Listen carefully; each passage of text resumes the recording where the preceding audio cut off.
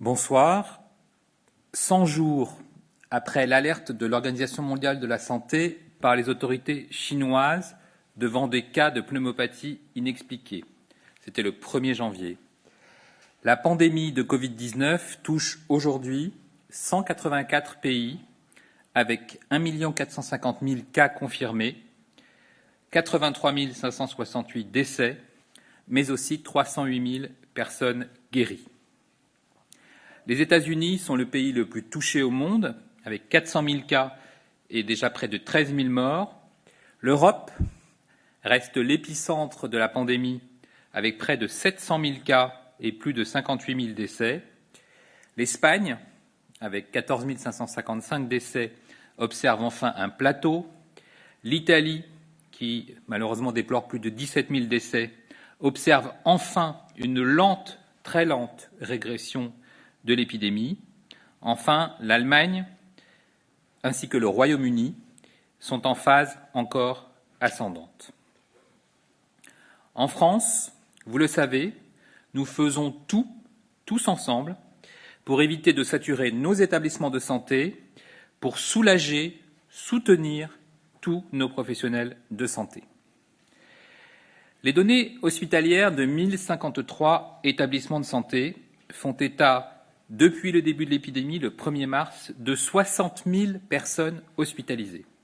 Aujourd'hui, 30 375 personnes sont actuellement hospitalisées pour une infection Covid-19. C'est encore un solde positif, 348 admissions de plus que la veille, et donc beaucoup plus d'arrivées, plus de 3 000 arrivées et plus de 2 000 personnes sorties. 7 148 cas graves, c'est un record absolu en France, nécessitent des soins lourds en réanimation ce soir. 34% des patients hospitalisés en réanimation sont âgés de moins de 60 ans, 61% ont entre 60 et 80 ans, mais nous notons aussi que 108 personnes hospitalisées sont des jeunes de moins de 30 ans et actuellement en réanimation. Au cours des dernières 24 heures, 482 nouveaux patients ont dû être admis en réanimation, c'est encore considérable. Le solde, qui représente la différence entre les personnes entrées et les personnes sorties, et donc le nombre total de patients à prendre en charge en plus, reste un solde positif, 17 patients ce soir en plus par rapport à hier. Cela correspond aux besoins supplémentaires de places dans les réanimations qui sont déjà quasiment à leur maximum. Je vous rappelle que nous avons doublé nos capacités nationales de réanimation. C'est un indicateur important qui permet de percevoir l'extrême tension dans les établissements de santé. Ce besoin de trouver de nouvelles places augmente de moins en moins rapidement. 59 places supplémentaires hier, 94 lundi, 140 dimanche, 176 samedi, mais cette tension reste toujours particulièrement forte. Dans les Outre-mer, Guadeloupe, Guyane, Réunion, Martinique, Mayotte, 145 personnes sont hospitalisées, comme hier, et 44 en réanimation. Enfin, et c'est important, 21 254 personnes sont sorties guéries de l'hôpital. Ce chiffre continue d'augmenter jour après jour, et bien entendu, il faut y ajouter les dizaines de milliers de personnes guéries à la maison et qui n'ont pas eu besoin, fort heureusement, d'être hospitalisées. La surveillance syndromique en population nous montre la fréquentation des services d'urgence, 2706 passages hier, soit 13% de l'activité totale, avec, après un passage aux urgences, 41% d'hospitalisation et 3% d'admission directe en réanimation. L'activité de SOS médecins sur le territoire national est en baisse pour le Covid, 784 interventions contre 925 pour la journée de lundi. C'est 15% de l'activité totale de SOS médecins est donc en baisse. En ce qui concerne la situation dans les établissements sociaux et médico-sociaux, en raison d'un problème technique qui empêche momentanément l'accès à l'application qui recueille les données transmises par les établissements, Santé publique France, qui est en charge du recueil, n'est pas en mesure de nous fournir aujourd'hui un bilan actualisé de ces données qui concernent, comme vous le savez, les EHPAD et les établissements médico-sociaux. Le bilan des décès reprend donc ce soir la mortalité hospitalière. 7 632 décès sont à déplorer depuis le 1er mars. 82% des décès observés surviennent chez des personnes de plus de 70 ans. Nous avons 16 décès en Outre-mer, 10 en Guadeloupe, 4 en Martinique, 2 à Mayotte. Au cours des dernières 24 heures, c'est donc un total de 541 décès qui a été enregistré en milieu hospitalier. Concernant les établissements sociaux et médico-sociaux, et en particulier les EHPAD, nous déplorions hier 3 237 décès. Ajoutés donc au bilan hospitalier, c'est 10 869 décès en France qui sont en lien avec l'épidémie. Mais je vous le rappelle, nous n'avons pas de chiffres actualisés de la mortalité enregistrée en EHPAD ce soir. L'INSEE ainsi que Santé publique France nous donnent des informations très précises sur la mortalité totale, celle qui survient en milieu hospitalier, celle qui survient dans les EHPAD et celle qui survient à la maison en ville. À l'échelon national, l'excès de mortalité atteint 31% en semaine 13 et émerge aussi petit à petit de plus en plus fortement sur la semaine 14, compte tenu du décalage de la remontée des données d'état civil, avec un excès de 27%.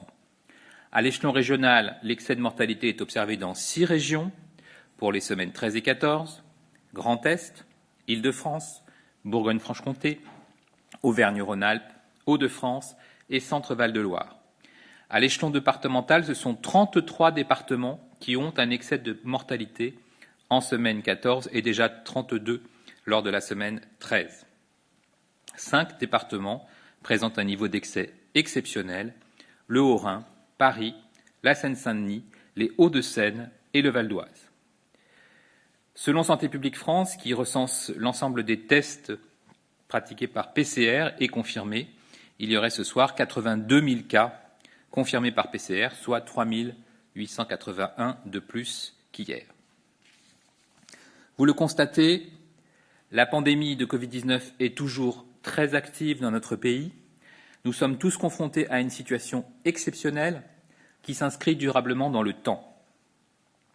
Après des semaines d'évolution, nous avons atteint un niveau totalement exceptionnel, inédit, de sollicitations hospitalières, des cas confirmés d'admission en réanimation à un niveau absolument inégalé dans l'histoire médicale française. La tension se relâche à peine dans certains services de réanimation de certaines régions, mais elle devient encore plus forte dans d'autres régions, et c'est le cas ce soir, par exemple, en Île-de-France. Nous devons donc tous être totalement mobilisés. En première ligne, vous le savez, nos professionnels de santé, les soignants, qui sont au plus près de nos malades et ont permis de les prendre en charge au mieux depuis le début de l'épidémie.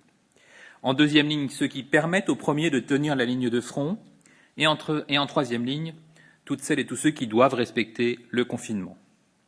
Rester à la maison, c'est agir contre le virus. Selon certaines études de modélisation, une vie est sauvée toutes les 8 minutes en restant chez soi. Je réitère donc mon propos, sauvez des vies, évitez des drames humains, restez, s'il vous plaît, chez vous. Nous devons rester totalement mobilisés, redoubler d'efforts pour trouver des places en réanimation, effectuer si besoin de nouvelles évacuations. Je vous rappelle que 600 malades graves ont déjà été effectués, afin d'assurer les meilleures conditions de prise en charge pour tous les malades. J'ai conscience qu'après 23 jours de confinement, rester éloigné de sa famille, de ses proches ou de son mode de vie habituel est un sacrifice. Et pourtant, je vous le demande encore, restez confinés pour garder l'épidémie sous contrôle. En restant chez vous, en respectant tous les gestes barrières, la distanciation physique minimale d'1 mètre, la réduction systématique et drastique des contacts, vous êtes nos armes les plus efficaces contre la propagation du virus. Même si vous avez l'impression d'être passif, vous êtes en réalité les acteurs majeurs de la lutte contre cette épidémie. Tous ensemble, nous avons freiné, nous freinons et nous freinerons encore cette pandémie meurtrière. Le ralentissement observé depuis quelques jours est lié à votre bon respect du confinement. Soyons donc forts et patients. Hier, Vous m'avez interrogé sur des signes cutanés récemment rapportés comme possiblement associés au Covid-19. Il s'agissait principalement de lésions à type d'engelure et plus rarement d'érythème ou de rougeur du visage. Avant de conclure à une possible association avec la maladie Covid-19 et potentiellement à une conduite à tenir, la Société française de dermatologie organise actuellement le recensement et la documentation précise de ces cas observés en France en lien étroit avec les médecins généralistes.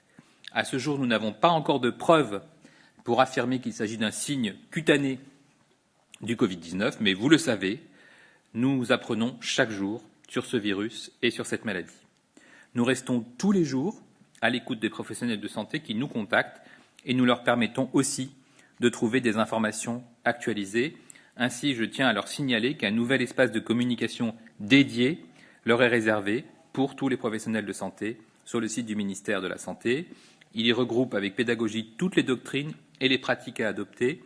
C'est un canal de communication indispensable, très important, et donc j'invite les professionnels à le visiter au plus vite et régulièrement, afin que nous menions ensemble un combat coordonné et efficace face à l'épidémie. Ce soir, je rends hommage aux soignants qui se battent depuis des semaines, heure après heure, malade après malade, et pour qui nous devons absolument tout faire pour alléger leur quotidien et réduire tous ensemble le poids inégalé de cette épidémie sans précédent. Je vous remercie.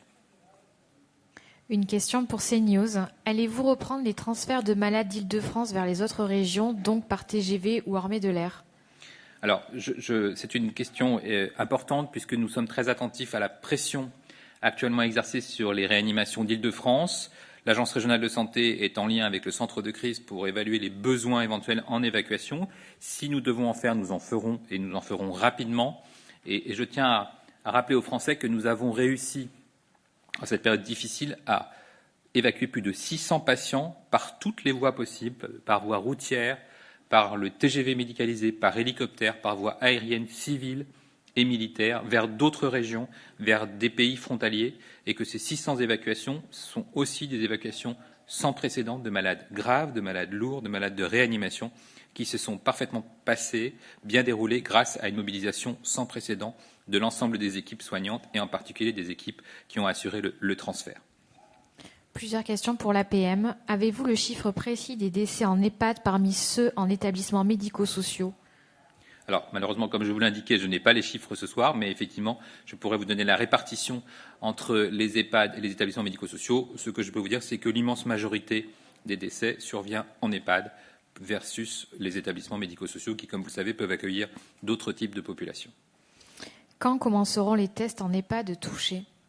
Alors, il y a déjà des tests depuis le début dans les EHPAD touchés, notamment, vous le savez, nous avons donné l'instruction que tout début de foyer suspect en EHPAD donne lieu à une investigation, et donc en particulier, il y a des instructions depuis longtemps pour qu'un foyer débutant dans une EHPAD puisse donner lieu à une investigation épidémiologique et surtout à des tests à la recherche du coronavirus. Confirmez-vous que des laboratoires d'analyse biologique commercialisent des tests sérologiques sans validation qualitative officielle et non remboursable ? Et si oui, les autorités sanitaires comptent-elles y mettre un terme ou régulariser cette pratique ? Alors, nous allons bien entendu procéder, comme à chaque arrivée de nouveaux tests, à la validation de ces tests. Il se trouve que ce sont forcément des nouveaux tests puisque les sérologies sont en cours de réalisation et de validation, et c'est donc bien normal. Il y a un gros travail actuellement effectué par l'Agence nationale de sécurité du médicament, par le ministère de la Santé, par le ministère de l'Enseignement supérieur, de la Recherche et de l'Innovation, pour qualifier ces tests en termes de fiabilité, en termes de sensibilité, en termes de spécificité, en termes de faisabilité. Il y a un lien très étroit aussi avec le Centre national de référence de ce virus, coronavirus, et donc nous aurons très rapidement une liste des tests homologués par les autorités sanitaires, homologués par le Centre national de référence, et les laboratoires, bien sûr, s'en empareront, et ensuite nous pourrons les mettre à disposition des Français. Question de RTL, plusieurs. En ce qui concerne les tests, combien ont été pratiqués ces 2 derniers jours sur des résidents et du personnel soignant d'EHPAD ?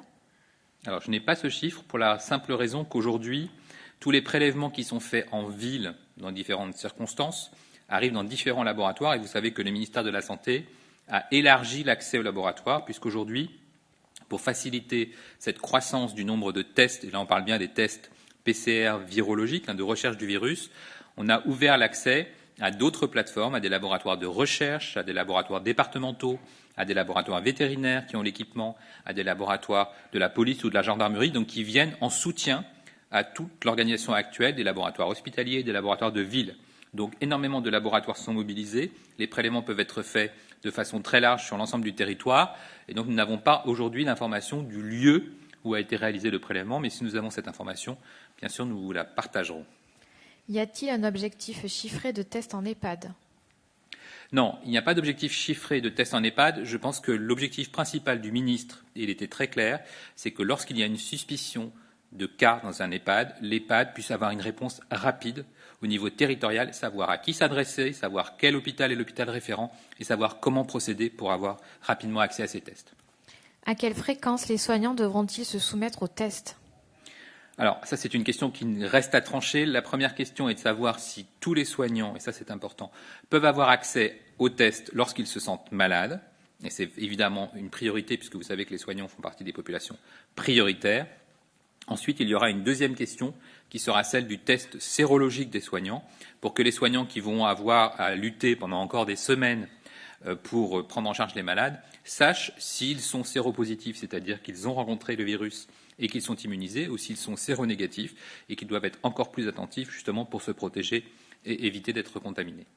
Question pour le Figaro. Il y a quelques jours, certaines ARS n'avaient toujours pas clairement donné de consignes strictes de confinement dans tous les EHPAD. Est-ce le cas aujourd'hui ? Est-ce que dans chaque EHPAD, les interactions sont aujourd'hui limitées au strict minimum ?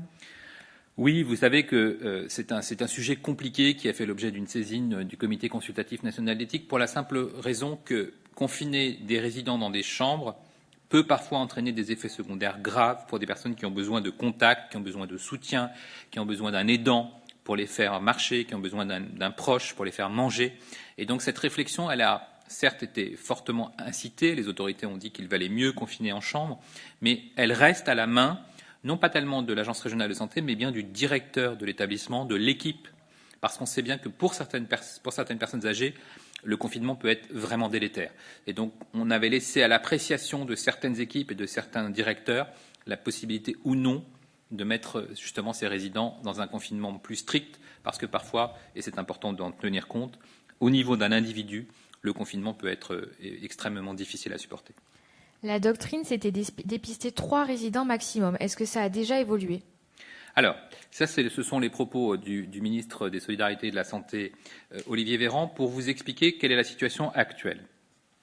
Actuellement, et je vous l'ai montré dans le bilan que j'avais détaillé hier, il y a encore une majorité d'EHPAD qui n'ont pas de cas.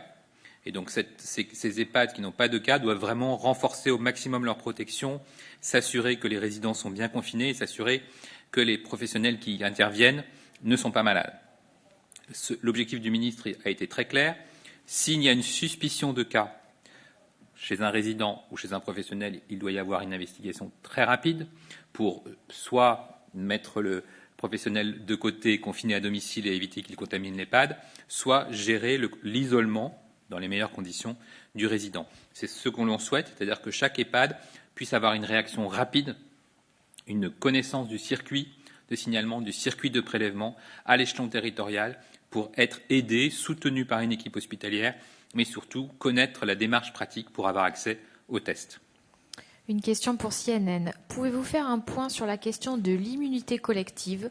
Comment aborder le déconfinement si le taux d'infection de la population reste faible, aux alentours de 10-15%, comme semblent indiquer les premières études ? Vaste question internationale. Personne n'a la solution, même la Chine se pose cette question, puisque vous le savez, en Chine, la situation a été très hétérogène. La ville de Wuhan a été très touchée, la province du Hubei a été aussi touchée, et puis d'autres secteurs entiers du territoire chinois ont été beaucoup moins touchés. Donc cette notion d'immunité collective, d'abord, elle est peut-être théorique, dans le sens où on a l'expérience des autres virus, qui ne sont pas forcément les mêmes, et on sait, on l'a observé pour d'autres virus, pour que ce virus arrête sa circulation, il faut qu'il se retrouve confronté à une partie importante d'individus protégés. Et tout simplement, les Français peuvent parfaitement le comprendre. Quand on se retrouve infecté et que la personne en face de vous est immunisée ou que la troisième personne que vous croisez est aussi immunisée, la possibilité du virus de se transmettre s'effondre. C'est tout simplement ça l'immunité collective, c'est la difficulté de la transmission d'un virus d'une personne à l'autre parce que beaucoup de personnes sont déjà immunisées. Soit naturellement, et c'est le cas notamment de certaines maladies pour lesquelles on s'immunise tout seul, soit par l'immunité vaccinale, et c'est pour ça que on a beaucoup insisté en France pour la vaccination obligatoire du nourrisson, pour que les nourrissons qui sont en collectivité soient immunisés collectivement et qu'il n'y ait plus de circulation, par exemple, de la rougeole. Donc on a peu d'informations sur l'immunité collective du coronavirus, puisque c'est un nouveau virus, mais effectivement, tous les pays se posent cette question du niveau d'immunité qu'il va falloir atteindre ou pas en fonction de la stratégie de déconfinement. Mais aujourd'hui, nous n'en sommes pas là. Vous voyez qu'encore la vague épidémique continue de progresser en France. Donc c'est une réflexion internationale, c'est une réflexion scientifique, mais l'heure du déconfinement n'est pas venue. Une question pour VL Média. Pouvez-vous préciser le parcours de suivi effectué sur les personnes infectées, soignées et guéries qui rentrent à leur domicile, modalités, fréquence de contact, durée du suivi?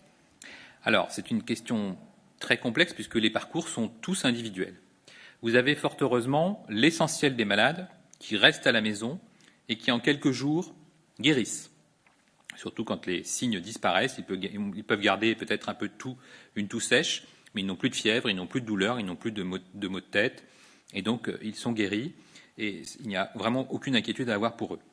Il y a une situation un peu moins fréquente, qui est que chez certaines personnes, et c'est bien de le savoir, en fin de première semaine, on peut rapidement s'aggraver, avoir des difficultés à respirer, et là c'est une indication, et vous le savez, c'est dans les spots que nous diffusons, c'est une indication à appeler immédiatement le 15, le SAMU, parce qu'on a du mal à respirer et qu'on se sent en difficulté. Lorsqu'on fait un effort, il faut vraiment appeler rapidement le 15. Et puis il y a des personnes fragiles, très fragiles, malades chroniques, qui ont besoin d'une hospitalisation rapidement parce que vraiment leur état l'indique. Et donc cette hospitalisation peut se faire en médecine, elle peut se faire en réanimation parce qu'ils ont besoin d'assistance respiratoire.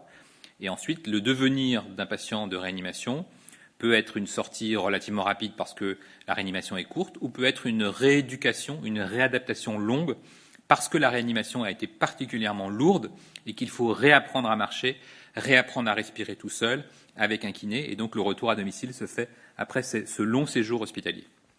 2 questions pour Médicite.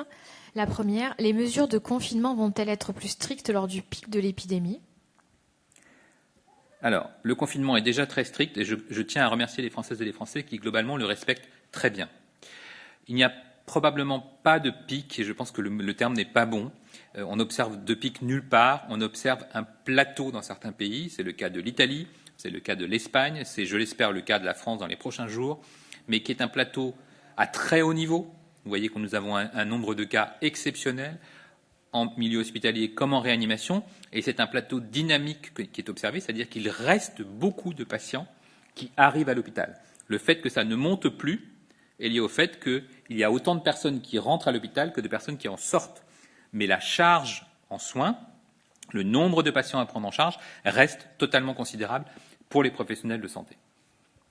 La Russie se dit prête à tester des vaccins sur les humains dès fin juin. Qu'en est-il de la France ? La France est très impliquée dans la recherche. Vous savez que nous avons énormément de protocoles d'essais thérapeutiques. Je crois que nous sommes un des pays au monde qui a le plus de protocoles en cours et de protocoles déposés, de protocoles en cours d'instruction. Donc merci à nos chercheurs d'être aussi actifs. C'est valable pour les essais thérapeutiques, c'est valable pour les essais vaccinaux.